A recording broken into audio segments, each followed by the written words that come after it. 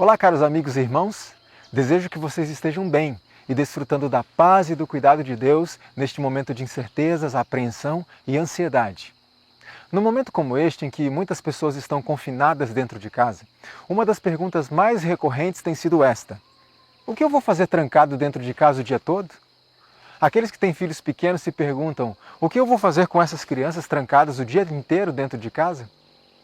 Parece uma pergunta banal, uma pergunta simples, mas esta é uma das perguntas mais importantes que podemos fazer neste momento. Temos que pensar com muito cuidado na resposta a esta pergunta: o que eu vou fazer com o meu tempo? Sabe por quê? Veja esse texto. Nosso tempo pertence a Deus. De nenhum talento que nos concedeu requererá Ele mais estrita conta do que de nosso tempo. O que eu vou fazer com o meu tempo? É uma pergunta importante, sim ou não? Estamos em meio a uma guerra espiritual, o grande conflito. E nessa guerra não existe quarentena, não existe pausa, não existe feriado, não há um segundo de descanso sequer. A batalha é diária e constante. E nessa guerra, na qual todos nós estamos envolvidos, só existem dois lados. De um lado está o exército liderado pelo grande, poderoso e invencível general Jesus Cristo. E quais são os objetivos dele para aqueles que se alistam em seu exército? Ele mesmo responde: porque eu bem sei os pensamentos que tenho a vosso respeito, diz o Senhor, pensamentos de paz e não de mal. Eu vim para que tenham vida e a tenham com abundância. Porque o Filho do Homem veio buscar e salvar o que se havia perdido. E conhecereis a verdade, e a verdade vos libertará. Estes são os planos de Cristo para aqueles que decidem se alistar em seu exército: paz, vida plena, salvação, liberdade. Mas do outro lado está o exército liderado por Satanás. E quais são os planos dele para os que se alistam em suas fileiras?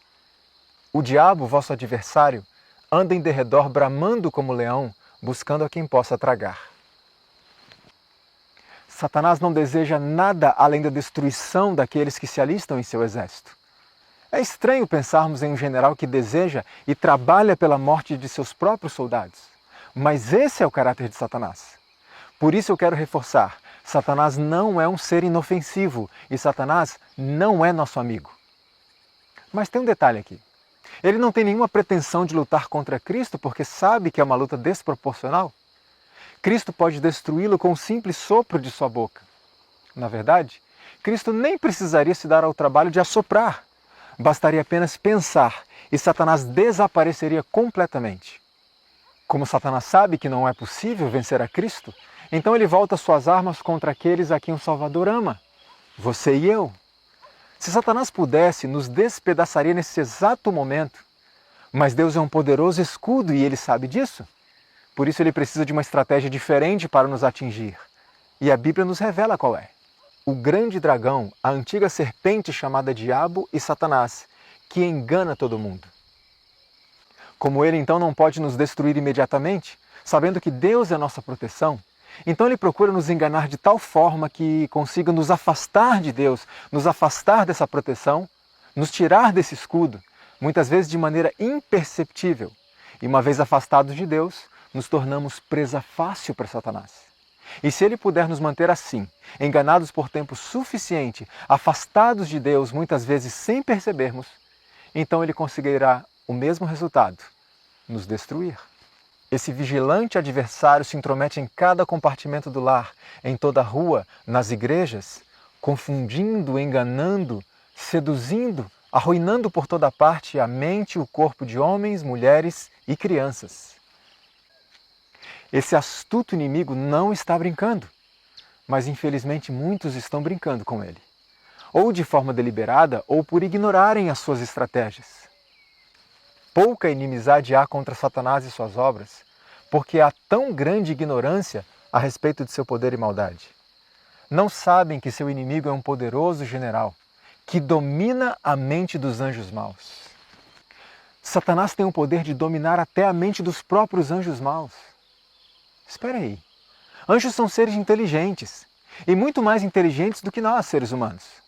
Se Satanás é capaz de controlar a mente de seres muito mais inteligentes do que nós, então quão facilmente ele consegue controlar a mente de seres inferiores como nós? Isso é muito sério. Não brinque com o diabo. Ele é muito mais esperto do que você e do que eu. O inimigo pode se disfarçar de inúmeras maneiras para atingir o seu objetivo. Por isso precisamos ter muito cuidado com a ideia de que, não tem nada a ver, eu não sou afetado por essas coisas. Observe o próximo texto. Satanás está preparando seus enganos para que na última campanha contra o povo de Deus não compreendam que é ele. Embora algumas almas iludidas sustentem que ele não existe, ou afirmem que isso e aquilo não tem nada a ver, Satanás as está aprisionando e, em grande medida, trabalhando por meio delas. Você percebe a seriedade disso? A ignorância quanto às estratégias do inimigo não nos isenta de sermos usados por ele. Aliás, quanto mais ignorantes formos, ou quanto mais autossuficientes nos sentirmos, melhor para ele. Diante de um inimigo tão inteligente, tão astuto como esse, o que pobres seres humanos podem fazer? Como você e eu podemos evitar ser enganados, derrotados e destruídos? Só existe uma forma: se seguirmos as ordens e permanecermos ligados a alguém que seja mais inteligente do que ele, que seja mais poderoso do que ele. Você conhece alguém assim? Claro, Jesus Cristo. Por isso nosso Salvador nos adverte: permanecei em mim, porque sem mim nada podeis fazer. Este é o grande segredo de uma vida cristã vitoriosa. Não basta apenas atender ao convite de Jesus quando ele diz: vinde a mim. É preciso não apenas vir, mas permanecer nele.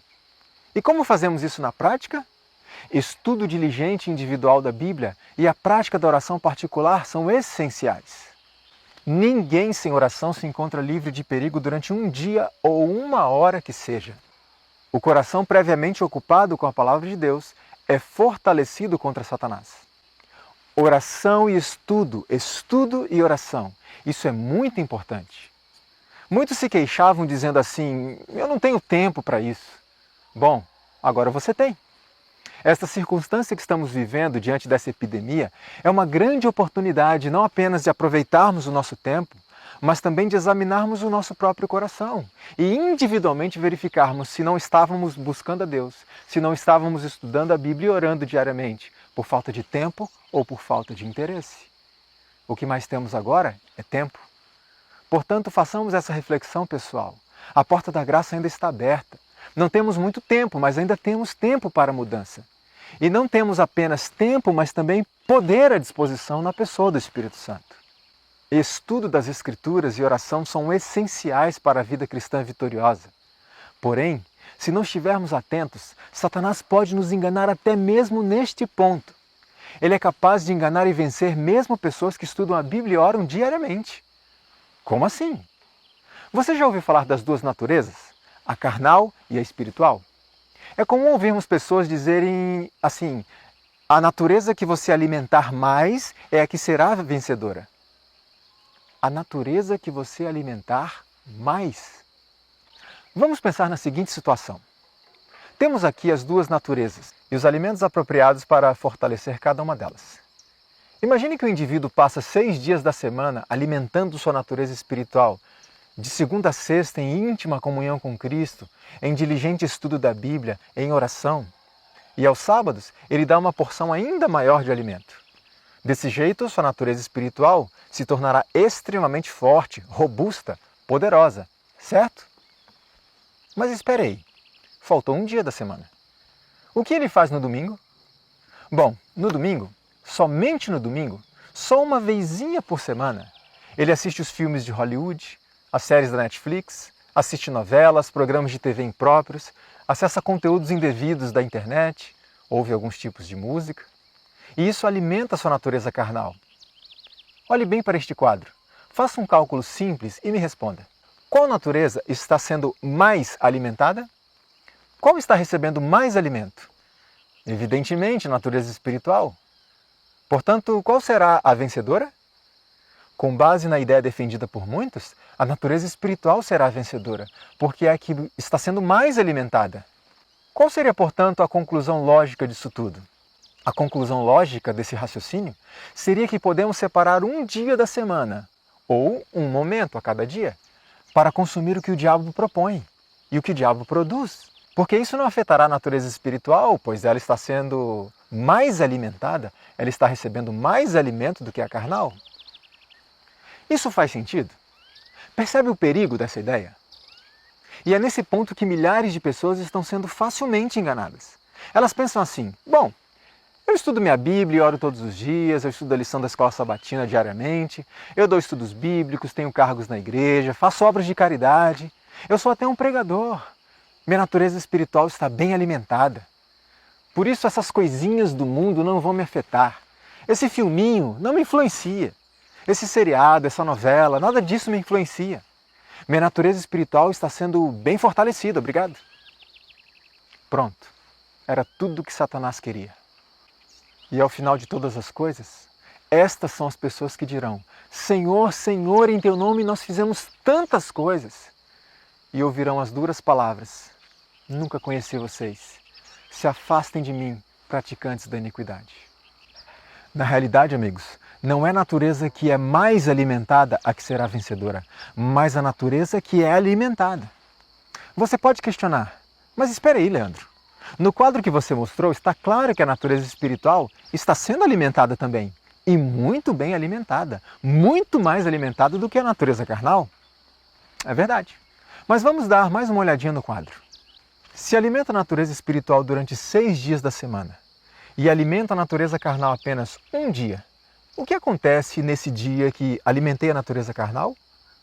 A natureza carnal irá roubar e destruir sutilmente o alimento dado à natureza espiritual. Ou seja, a natureza carnal irá sutilmente minar as energias, sugar as forças, retirar a nutrição da natureza espiritual, até finalmente matá-la.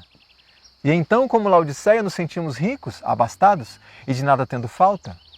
Dizemos: minha natureza espiritual está bem alimentada, obrigado? Sem sabermos que estamos completamente destituídos de nutrição espiritual, ou seja, somos totalmente pobres e estamos completamente cegos e nus. O que aconteceu aqui? É simples. O efeito do alimento dado à natureza espiritual é totalmente anulado pelo alimento dado à natureza carnal. Por isso nos foi revelado o seguinte: mais do que qualquer outra coisa, estão os divertimentos contribuindo para anular a operação do Espírito Santo.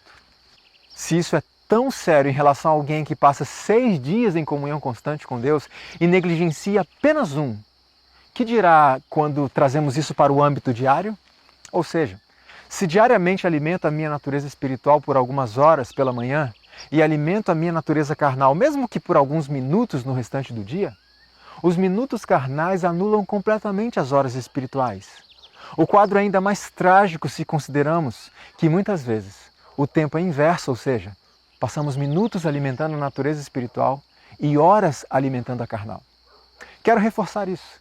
Posso estudar muito a Bíblia diariamente, posso passar horas com Deus em oração todos os dias, posso estudar diariamente a lição da escola sabatina, posso dar muitos estudos bíblicos, ter cargos na igreja, fazer muitas obras de caridade, posso até ser pregador.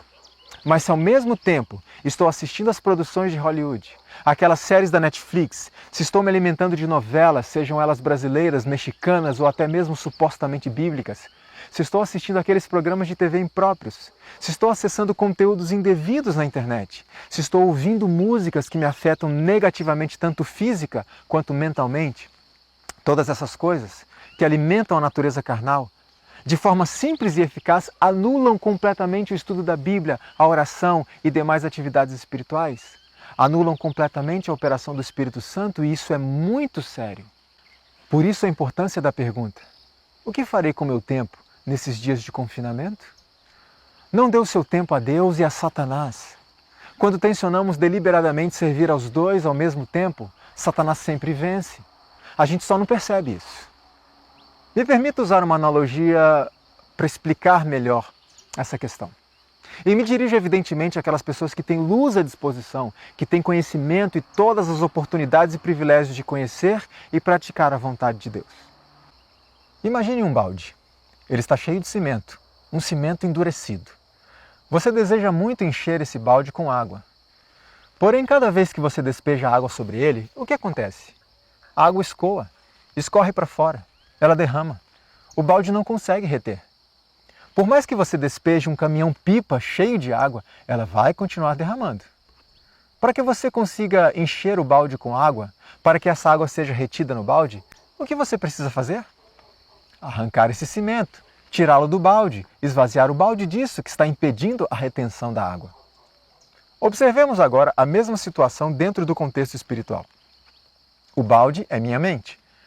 Desejo enchê-la da água do Espírito Santo que vai limpando o meu caráter. Mas minha mente está cheia do cimento endurecido das produções de Satanás. Então despejo diariamente jarros e jarros da água do Espírito Santo, estudo da Bíblia, oração, estudo da Bíblia, oração.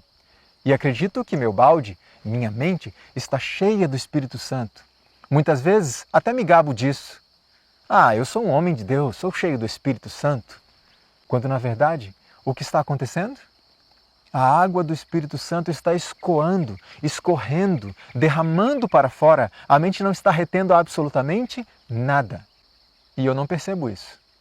Posso então despejar um caminhão-pipa de água, posso orar mais, posso estudar ainda mais a Bíblia, posso participar de retiros espirituais, de congressos espirituais, podemos participar de vigílias, fazer jejuns, etc. O que vai acontecer? A água continuará jorrando para fora. Nada será retido, nada será aproveitado. E vou continuar acreditando que estou cheio do Espírito Santo. Percebe o perigo disso?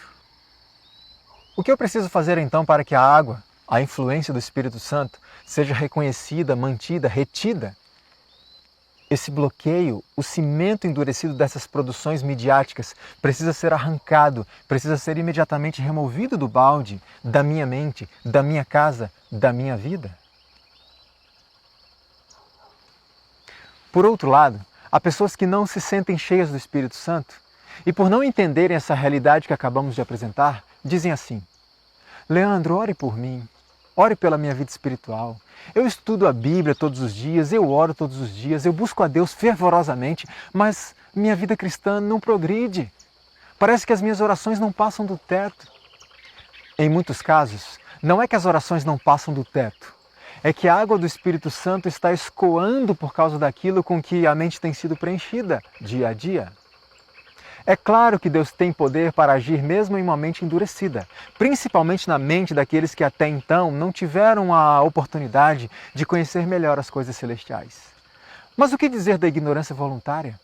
O que dizer da rejeição deliberada da luz recebida e conhecida? Será que Deus irá forçar a entrada na mente? Será que Deus vai arrancar de nossa mente aquilo que claramente nós estamos colocando por vontade própria? Deus irá forçar contra a nossa vontade? Ele não deverá esperar que sua voz seja ouvida e que abramos a porta voluntariamente? Não irá aguardar que desobstruamos as vias de acesso à mente? E não é desobstruindo as vias de acesso, o caminho da mente, que nós demonstramos que queremos que o Espírito Santo entre e atue? Por isso, o Espírito de Profecia adverte: não podemos avançar na experiência cristã enquanto não afastarmos do nosso caminho tudo quanto nos separe de Deus.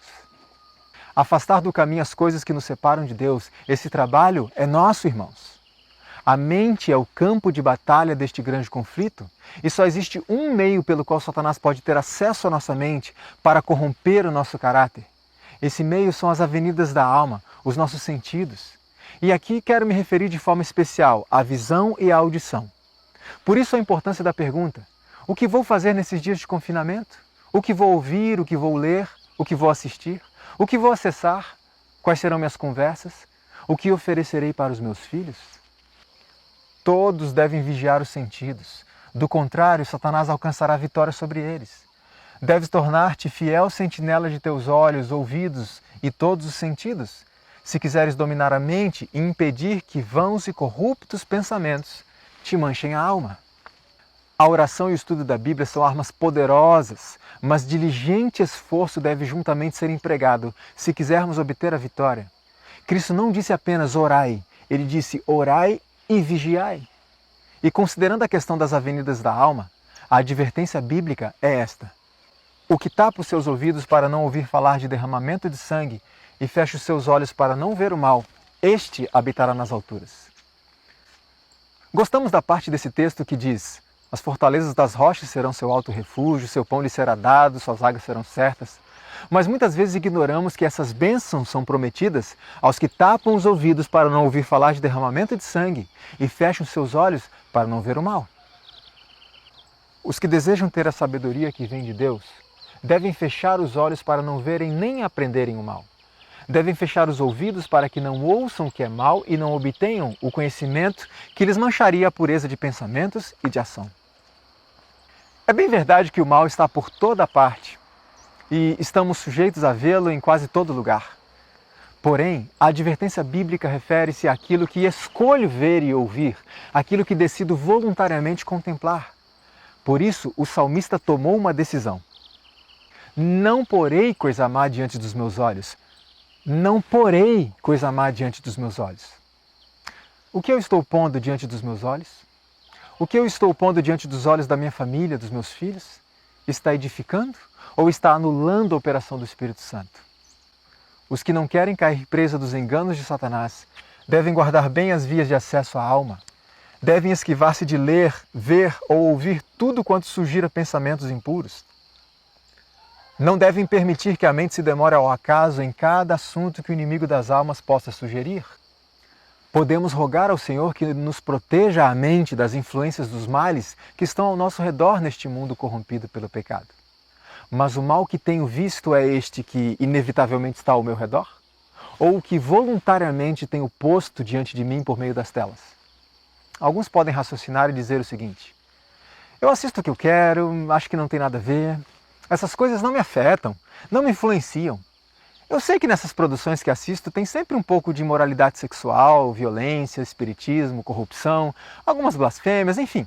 Mas esses não são meus momentos de aprendizado, são apenas meus momentos de lazer, de entretenimento, de diversão. Eu assisto apenas para me divertir, essas coisas não me afetam.